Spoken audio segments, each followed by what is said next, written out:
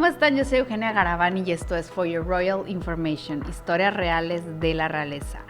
Pues esta vez les voy a platicar de unos miembros de la realeza muy particulares y muy peculiares, y son estos miembros de la realeza que ya no tienen un país donde reinar, que por cuestiones políticas, por cuestiones de golpes de estado, de levantamientos, de rebeliones, de manera sutil o de manera bastante violenta, han tenido que salir de sus países. ¿Y a qué se dedican? ¿Qué hacen? ¿Qué historias hay detrás? Pues bueno, el más famoso definitivamente es el Shah de Irán. Cuando sale el Shah de Irán de Irán, válgame la redundancia, cuando sale de su país y la forma en cómo sale, la situación en la que se ve obligado a dejar el trono junto a su esposa, junto a Farah Diva, junto a la que es su tercera esposa y que aún vive ella. El Shah muere algunos años después en Egipto, pero aquí lo interesante es que el Shah tuvo como una peregrinación. Él al principio, cuando sale de Persia, que además de todo, él de Teherán sale con todo. O sea, una de las cosas que más se le criticó es que él se llevó joyas, se llevó muchísimas pertenencias, que inclusive la gente las consideraba que eran parte de su país. La emperatriz Farah Diva, que es una mujer muy guapa, sale inclusive en las fotos en el aeropuerto de Teherán, el Shah visiblemente muy roto, muy triste. Sus hijos ya se encontraban en Estados Unidos y ellos, la emperatriz, sale vestida de Valentino. Entonces fueron estas cuestiones muy criticadas de ella, que salía de una situación de ser tan criticados y en medio del exilio y de todo esto salen a la opulencia. Ellos se van a Marruecos. Ellos, la lucha que tenían era el poder llegar a Estados Unidos, el que Estados Unidos les otorgara asilo político. En este caso el presidente Carter trató de moverse, inclusive Richard Nixon dijo que cuando ellos necesitaron, el Estados Unidos necesitó el apoyo de Irán, ellos obtuvieron apoyo de Irán. Yo supongo que en cuestiones del petróleo y todas estas situaciones que son los negocios más o menos, o los tratados que tienen estos países con el Medio Oriente. El Shah de Irán, después de Marruecos, se va a las Bahamas, de las Bahamas se va a Panamá, de las Bahamas llega a nuestro país, llega a México, donde vivió en Cuernavaca aproximadamente un año. El Shah ya estaba muy enfermo, inclusive recibió atención médica en el Hospital Ángeles. Sin embargo, en la búsqueda de curarlo de un cáncer que ya le aquejaba desde hacía muchos años, con el que se había estado tratando en Francia, pues bueno, el Shah pasó por muchos países, pasó por muchos lugares, hasta que por fin pudo llegar a Nueva York, donde se le estuvo atendiendo. Sin embargo, esto causó un gran descontento por parte de los israelíes y se abalanzaron en contra de la embajada de Estados Unidos en Irán, de los iraníes, dije israelíes, disculpan. Se lanzaron en contra de la embajada y bueno, tomaron como rehenes, tomaron a la embajada como rehén, inclusive a las personas que estaban ahí, y fue una situación muy difícil porque decían que hasta que el Shah no saliera de Estados Unidos no iban a soltar a nadie. Fueron días muy difíciles, fueron este tipo de rencillas que se quedan.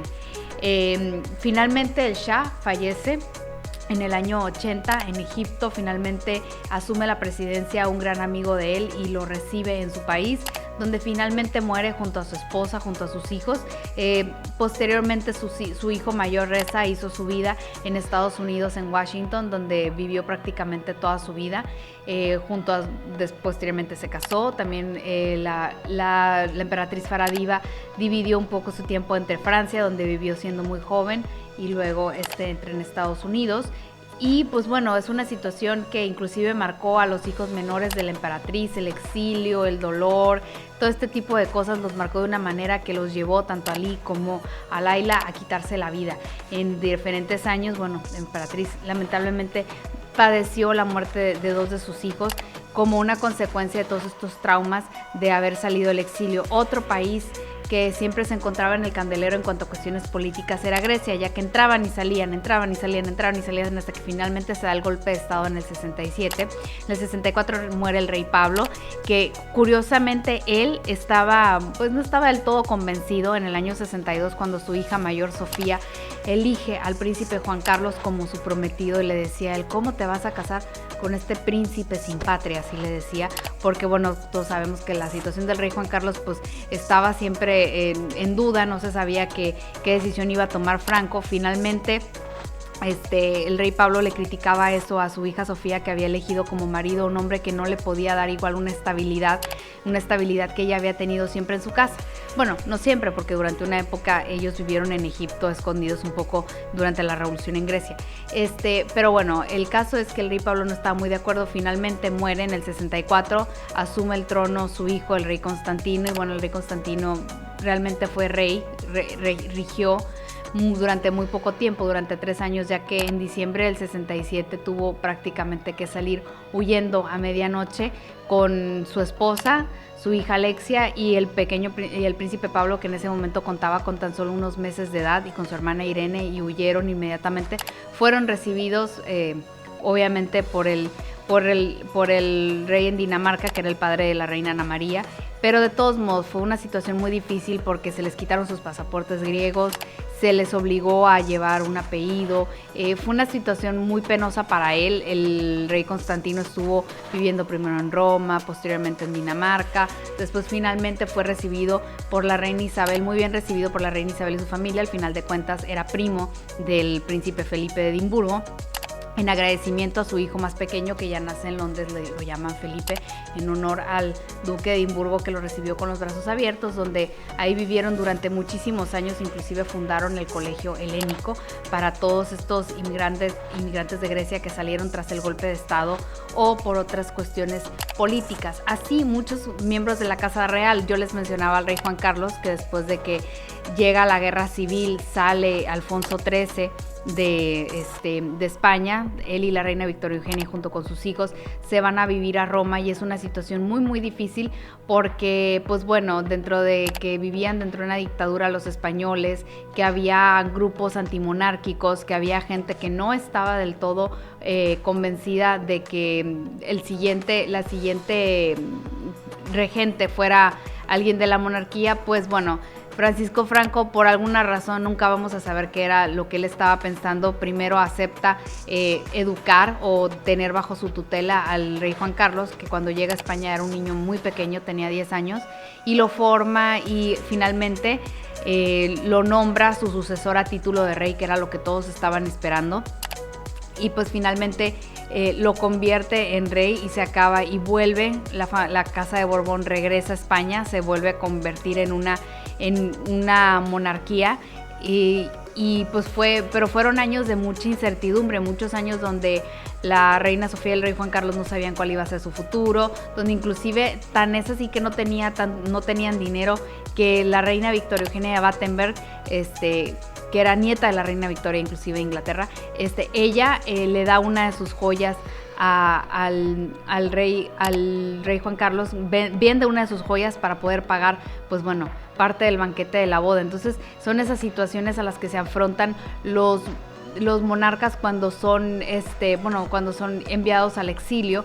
Ha ocurrido con países como Bulgaria, países como inclusive Francia, donde no se sabe, donde inclusive en Francia se están peleando quiénes son los sucesores de quién es el próximo rey de Francia, cuando sabemos que realmente es nula la probabilidad de que vuelva a existir una monarquía en Francia. Entonces están peleados los Borbones franceses con la Casa de Orleans, y entonces así están. Austria igual cuenta con la misma situación. Sin embargo, curiosamente, bueno, los príncipes, miembros de la Casa Real de Habsburgo, continúan viviendo en Austria o en Alemania, y han hecho, son personajes inclusive respetables. Muchos conservan sus castillos, sus palacios, porque fueron otras situaciones políticas las que llevaron a que se derrocara la monarquía.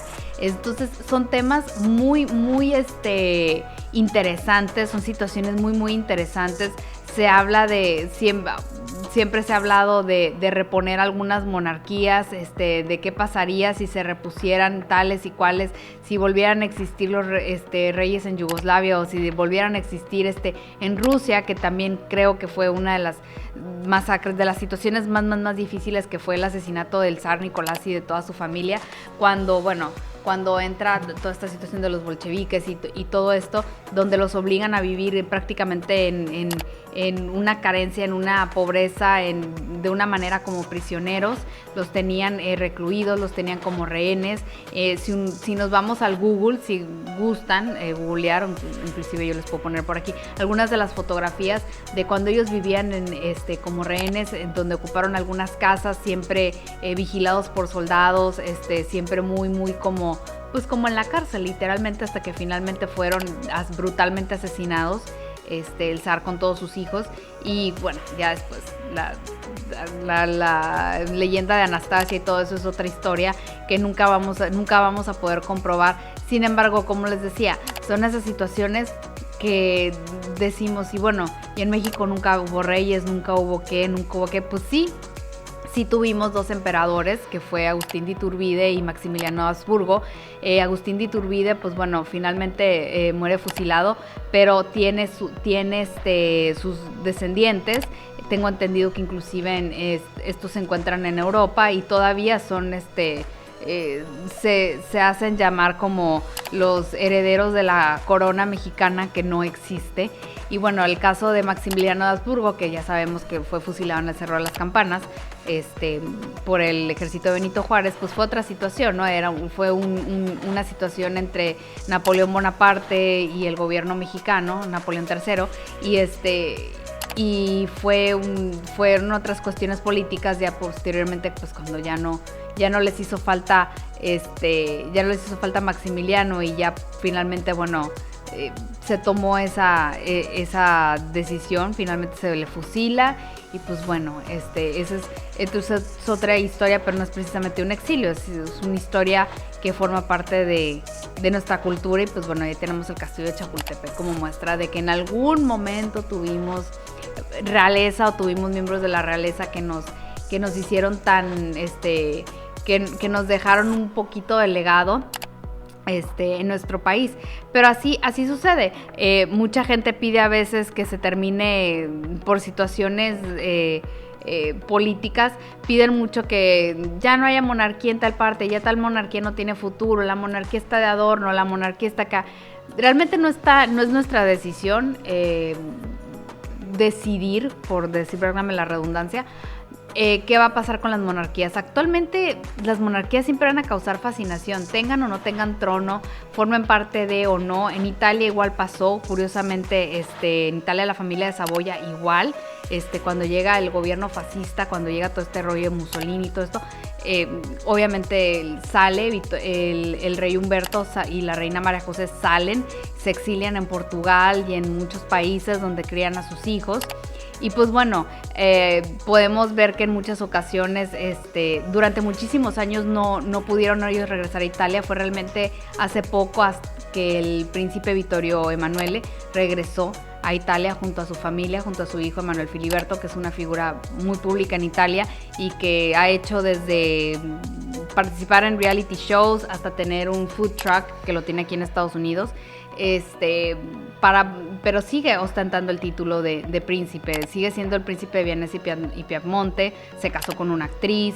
Entonces es ostentar el título, pero búscate cómo vivir, o sea, porque realmente pues pueden tener el título, pueden tener la historia, pueden tener el antecedente, el árbol genealógico, pero tienen que buscarse su forma de vivir. El príncipe Nicolás de Grecia en algún momento inclusive trabajó como reportero, o como camarógrafo en Fox News. Han tenido que hacer un montón de cosas por sobrevivir, porque pues ni ocupan ya un puesto, ni tienen asegurado el futuro. Un caso curioso fue el rey Simeón de Bulgaria, que salió siendo muy niño, que quedó electo rey siendo muy niño, que realmente no fue rey porque era muy pequeño cuando sale del exilio, y finalmente en el 2003 ocupa el cargo de presidente, primer ministro de Bulgaria, y gana las elecciones populares y regresa a Bulgaria después de 50 años para ejercer el papel de primer ministro. Y eso fue un hecho histórico y que es de reconocerse. El señor vivió prácticamente toda su vida en España, ahí se casó, ahí tuvo a sus hijos, ahí se criaron sus hijos, principalmente Kirill es un personaje muy público público en las revistas del corazón. Sin embargo, el señor continuó aspirando a volver a su país y ya no podía volver como rey o como zar, como le dicen ahí en Bulgaria, pero regresó convertido en presidente de su país. Y eso realmente es algo muy aplaudible, muy significativo. Y pues bueno, que forma parte de la historia de las naciones que en algún momento tuvieron un rey, que en algún momento tuvieron algo que ver. Dato curioso, como siempre, espero poderles dar siempre así, dato curioso todos los días. Pero la escritora mexicana Elena Poniatowska es descendiente del último rey de Polonia, Stanislao Poniatowski. Entonces es dato curioso, tenemos una escritora mexicana con título nobiliario, porque pues sí, efectivamente es una princesa. Entonces, pero pues también de tantas y tantas monarquías y casas reales que fueron derrocadas. Si quieren conocer más historias, si quieren saber quién tiene título, quién no tiene título, quién tiene dinero, quién no tiene dinero, a qué se dedican, cómo se ganan la vida, cómo le han hecho para sobrevivir durante tantos años y sobre todo cargar con el peso de historias, de eventos y de hechos políticos que forman parte de la historia del mundo, pues bueno, entren a mi Instagram, @EugeniaGaravani, no se pierdan el podcast, suscríbanse a YouTube, síganme en redes, también estoy en Facebook y quiero que me digan de qué quieren que les platique, más temas, mándenme mensajes, leo todos sus mensajes, muchísimas gracias por todos sus comentarios, me encantan los mensajitos que me dejan ahí abajo de los videos, pero hay que seguirme y bueno, y seguir viendo los videos. Yo sé que tendrán algún favorito, díganme cuál ha sido el que más les ha gustado para yo saber qué más contenido prepararles. Yo les deseo muy bonito día y nos vemos la próxima semana. Les mando un beso a todos. Yo soy Eugenia Garavani y esto es For Your Royal Information, historias reales de la realeza.